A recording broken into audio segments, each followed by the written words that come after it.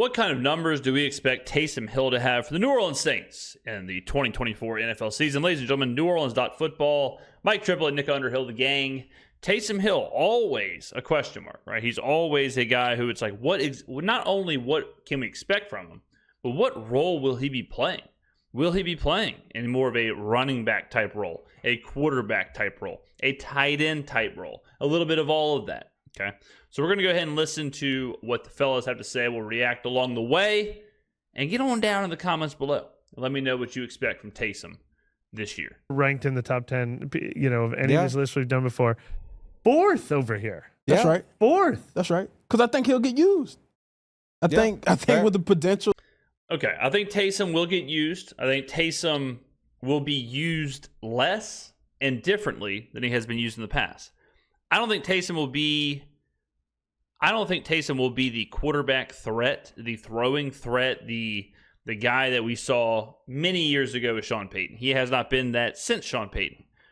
I think now that will absolutely go to rest. I think Clint Kubiak is going to try and install this offense with Derek Carr in mind.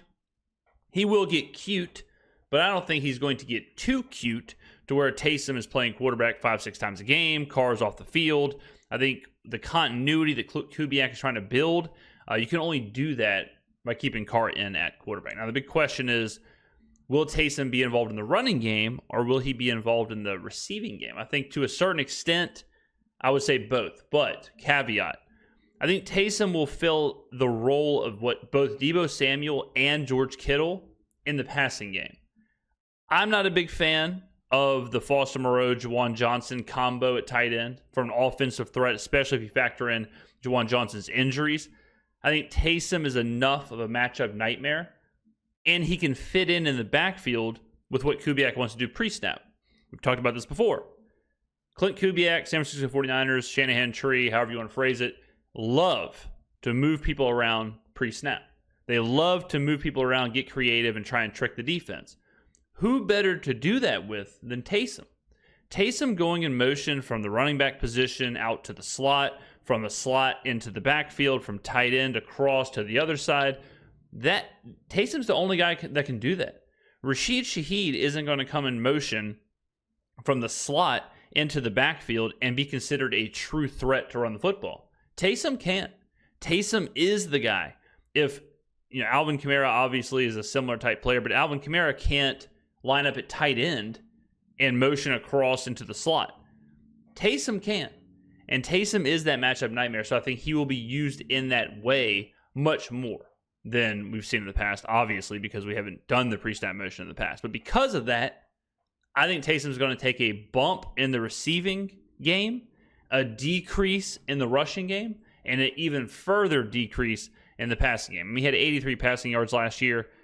He had 83 more passing yards than I did last year. Okay, and I didn't bring cleats to a single game. So, when I was in school, they used to talk about potential energy. I think the potential energy that Taysom has and the way that they've used him during the practices that we were able to see, I can't see why he's not. I can't see why he's not. Now, what do you think the numbers are going to look like this year? Yeah, all right, let's talk about it. So the most carries.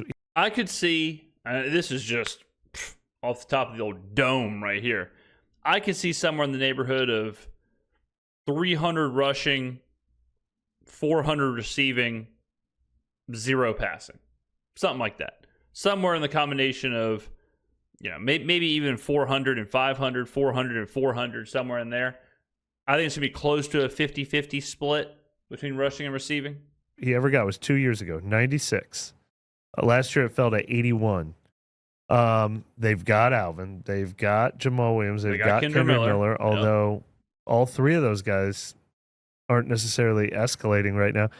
Can he get to 100 carries? Career high.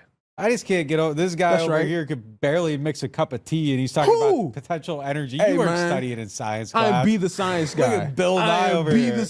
Here's another thing too. Like when you factor in carries, okay, in an offense like this, if you're talking about Taysom getting a certain amount of carries, you have to remember how many plays he's either going to be somewhere else, or I don't want to say utilized as a distraction, but how many times is he part of that pre-snap motion game to do something else?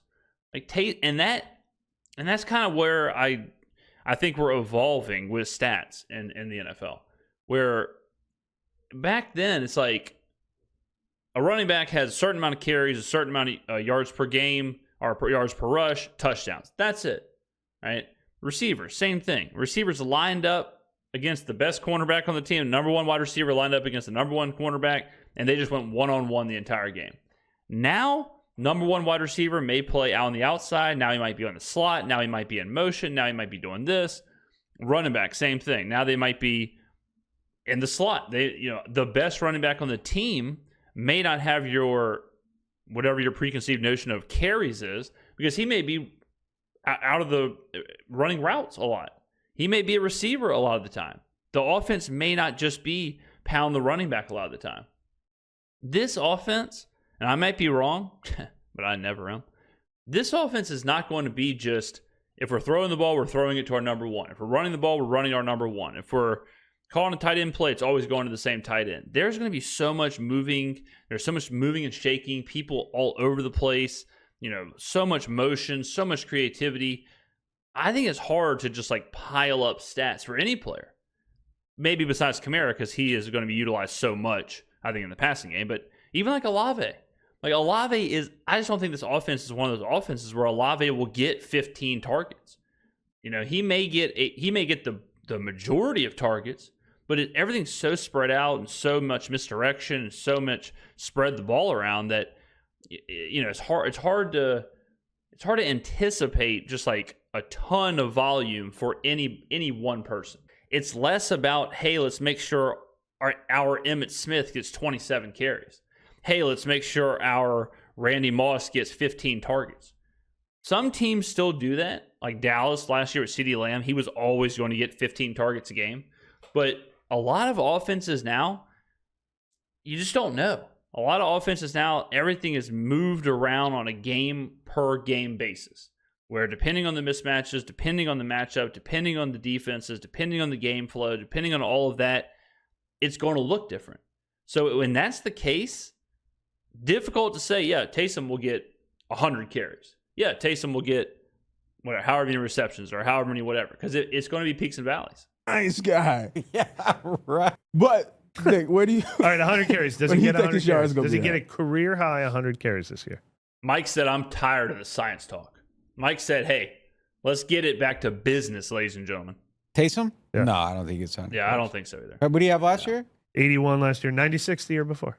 Okay, yeah, I'll give it to him. I'll give him 100. The most he's ever had. I'll give him 100. It feels like a lot, but I'll give him 100. I think it's a lot. I think it's a lot. How many rushing touchdowns come with that? That's such a variable. Who the hell knows? How many times are we going to be within the 5? I mean, who knows? That's too much of a variable. Touchdowns, great example of a variable. You just don't know, especially if Jamal Williams is playing. But I think 100 carries is a lot. I'd be surprised if Taysom had 100 carries. I don't know. We did the over-unders recently, and I can't remember what I had on it. He had 7 the year he had 96 carries. He had 4 last year. 4 rushing touchdowns last year. Does it go on 81 carries? Does it go up on 4? Yeah, I'll say up All on right. it. Yeah. All right.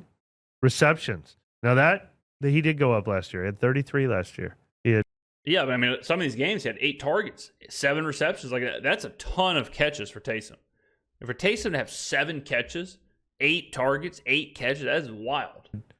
9 the year before. I'm going to say. I see. I'm the opposite with the guys here. I think his carries go down, and I think his receptions go up. Under on that. I'll say down on that. 25 I'm a flip. Yeah, I mean, I don't think they're going to try to force the tight end thing as much. Yeah. So I don't think they will either. But I think he'll be more of I don't even know what you'd call it, a wingback tight end pseudo hybrid thing. I mean, I just don't see him imagine the 100 carries. Is the 100 carries him taking a snap at quarterback and doing his quarterback draw thing? Is the 100 carries him playing fullback? What does that 100 carries look like? I don't think we're going to run that many fullback dives, right? So it just seems like a lot. And I think a lot of this too is that I'm expecting Kubiak to kind of get away from Taysom at quarterback and get away from Taysom taking the direct snap, and we see those plays. unless Kubiak likes them and Kubiak replaces the Adam Prentice Taysom backfield situation with like Taysom and Kamara, and he really likes that, I could see that because I liked the idea of it last year. I like the idea of like, why don't we have Taysom and Alvin in the backfield? Taysom doing the RPO to Alvin. It was always with Adam Prentice getting an extra blocker. So now I could see if Kubiak says this is a huge matchup problem and they start utilizing Taysom and Kamara in the backfield with like Shaheed motioning into some crazy, jet sweep, like a jet sweep fake RPO.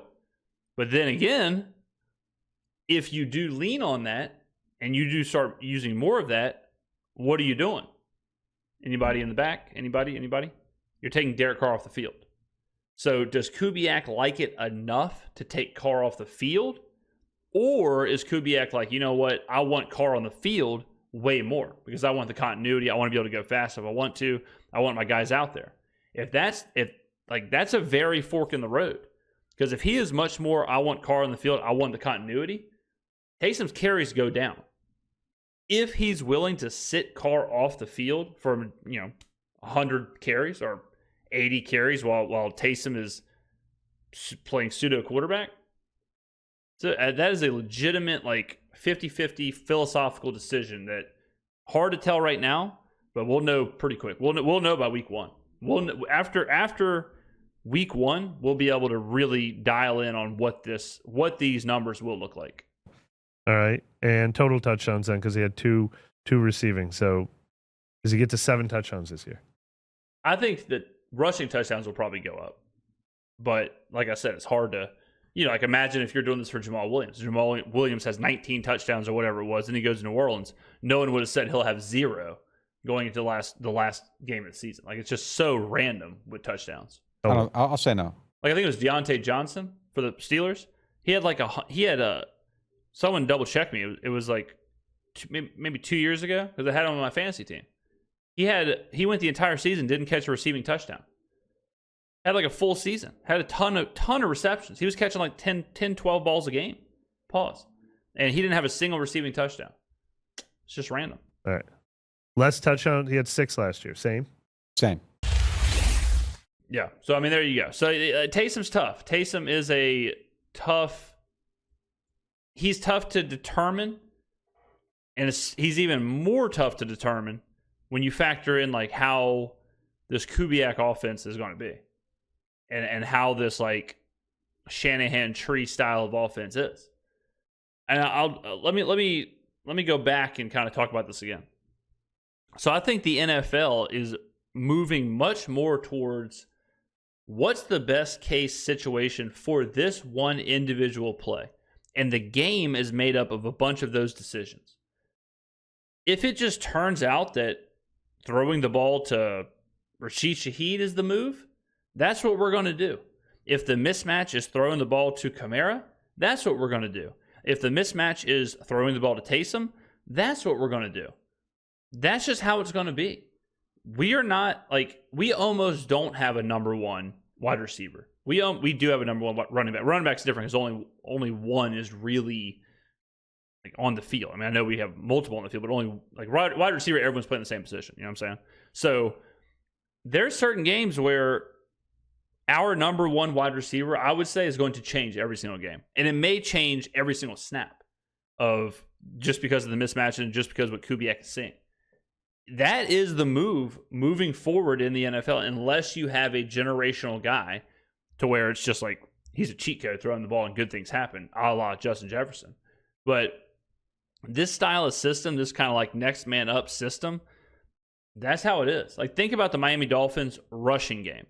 The Miami Dolphins rushing game, I think, is similar to how our passing game will be, where it's just situational, it's just the play, it's just the personnel, it's just the formation, it's just the mismatch they want.